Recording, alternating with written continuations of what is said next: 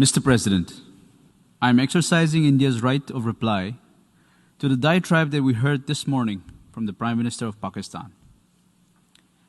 Mr. President, this August forum witnessed today a new low on its 75th anniversary. The leader of Pakistan today called for those who incite hate and violence to be outlawed. But, as he went on, we were left wondering, was he referring to himself? This hall heard the incessant rant of someone who had nothing to show for himself, who had no achievements to speak of, and no reasonable suggestion to offer to the world. Instead, we saw lies, misinformation, warmongering, and malice spread through this assembly.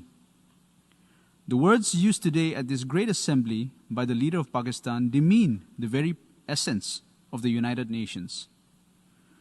For a nation that is deeply buried in medievalism, it is understandable that the tenets of a modern civilized society, such as peace, dialogue, and diplomacy, are far-fetched. Allow me, Mr. President, to jog their minds a little about the stellar record of Pakistan. This is the country that brought genocide to South Asia 39 years back when it killed its own people. This is also the country that is shameless enough not to offer a sincere apology for the horrors it perpetrated even after so many years. This is the same country that provides pensions for dreaded and listed terrorists out of state funds. This is the same country that has the dubious distinction of hosting the largest number of terrorists proscribed by the United Nations. The leader whom we heard today is the same person who referred to the terrorist Osama bin Laden as a martyr in his parliament in July. The same leader who spewed venom today admitted in 2019 in public in the US that his country still has about 30,000 to 40,000 terrorists who have been trained by Pakistan and have fought in Afghanistan and in the Indian Union territory of Jammu and Kashmir. This is the country that has systematically cleansed its minorities, including Hindus, Christians, Sikhs, and others, through the abuse of its blasphemy laws and through forced religious conversions.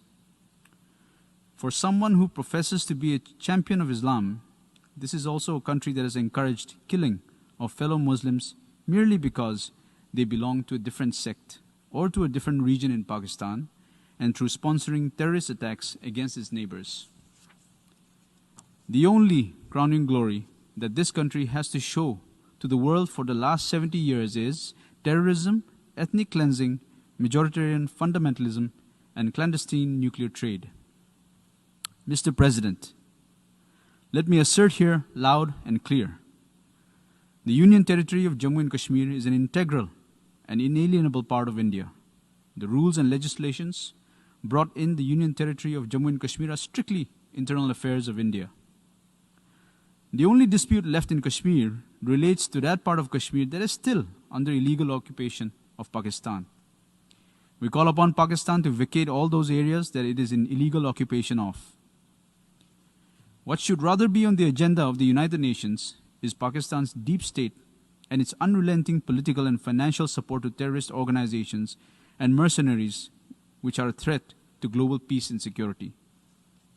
The only way for Pakistan to become a normal country is to abjure its moral, financial, and material support to terrorism, turn its attention to the problems faced by its own population, including its minorities, and stop misusing UN platforms to further its nefarious agenda.